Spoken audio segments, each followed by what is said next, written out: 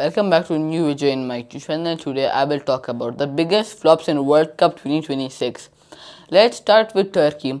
Turkey was one of the biggest flops in 2026 World Cup and the earliest one, as they were knocked out in the group stages.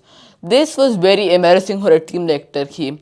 Most people predicted Turkey to be the dark horses or at least reach the knockouts, but they did with the same thing they did in the 2020 Euros. They fumbled in pressure. This Turkey team always fumbles in the biggest stage. Whenever they're hyped up to do something, they're always failing. Like, their group was very doable. They had Paraguay, Australia, and the USA. But the only team they won against was the USA. That was 3-2. But the USA team was heavily rotated. But against Australia and Paraguay, they were absolutely demolished. Like against Paraguay, for more than half of the match, Paraguay only had 10 players. So it should have been an easy job for Turkey to score the goals. But the Turkey team just lacked one thing, a main striker. If this Turkey team had a striker, I think it would have been brilliant, as Arda Güler and Kiran Yildiz were amazing. They kept on dictating the tempo and giving crosses inside, as Turkey had 62 shots scored in 2 games, but they somehow scored only 0 goals. Think about it, 62 shots and 0 goals. So maybe in the future, if Turkey has a bit of a better finishing, they can succeed. Now number 3. Number 3 biggest flop in this World Cup is Germany. Why Germany is one of the biggest flops? For one main reason, as they're a 4-time World Cup winner. Yes, they have won the World Cup 4 times, but they for some reason only reached the round of 22.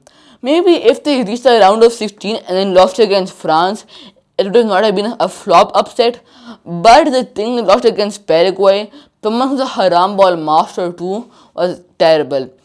First of all, they conceded the first goal.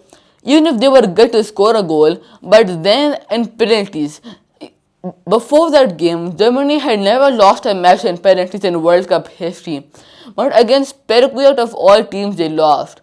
And why are you giving a centre back a penalty? Just give it to someone like who's more experienced than a centre back. And Kai Havertz, who's mostly good in penalties, also missed.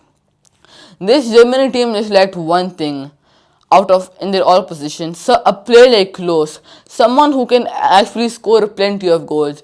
Even if Undorf and Havertz were scoring goals, but the thing is, Klose could score a lot of goals and then also do some good fancy dribbling and passing. That was the main reason that someone like Germany got knocked out so early.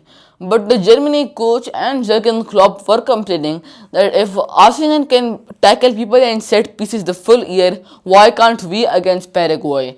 So this was a bit of a controversy in that game. But after the game, Julian Nagelsmann actually resigned from his post, and then Jurgen Klopp is now the new Germany coach. So it's gonna be a very bright future for this Germany team, as such an amazing coach will be their head coach. Now, number 2 biggest flop was Brazil. I would have put this in number 1, but there's another big team that flopped even more. Brazil had a decent World Cup. Even as they came top in the group at 7 points, the same amount of points against Morocco, but they were not promising at all. Like, Morocco would have easily won that match. I mean, they could have scored 1-2 goals more, but Brazil were very lucky to draw that game. But in the knockout against Norway particularly, they were terrible, and some might blame Carlo Ancelotti for this, as his coaching decisions weren't that good, as he gave Bruno Guimaraes the penalty. It should have been Vinicius Jr. or anyone, but not Bruno Guimaraes. Bruno Guimaraes has only taken 3 penalties in his full career, while Vinicius Jr. has been taking penalties his full career. He's a penalty specialist too, so you should expect him to take the penalty. But instead they give a random Newcastle midfield the responsibility to score a goal. Maybe if the penalty was scored, they could have beaten Norway.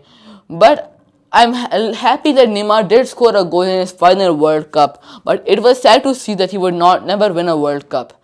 Now, number 1. The biggest flop in this World Cup by far is Portugal. Portugal were most people's favorite to win the World Cup. Almost everyone said that Portugal will win the 2026 World Cup, but what they did was they fumbled. Cristiano Ronaldo was in his last World Cup. He was looking to win a World Cup for the first time in his career and then be known as a GOAT. But what he did was terrible. He only scored 2 goals, that too against Uzbekistan. And Portugal had horrendous World Cup, all because of Roberto Martinez.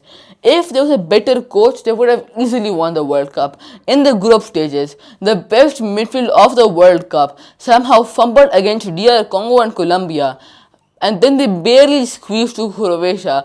Most people do say Croatia deserved to win that game. And then against Spain, they were terrible. To be honest, you can't blame them because the full match was terrible. I mean, it was 0-0 for the full match, but in the end, Michael Merino did score a goal. So it did send Ronaldo out of the World Cup. So that was a bit of a sad story, and Portugal's amazing midfield and a super team was absolutely fumbled in the biggest stage. Please like, share, and subscribe. And if you wanna see any more football content, type in the comments down below. Thank you.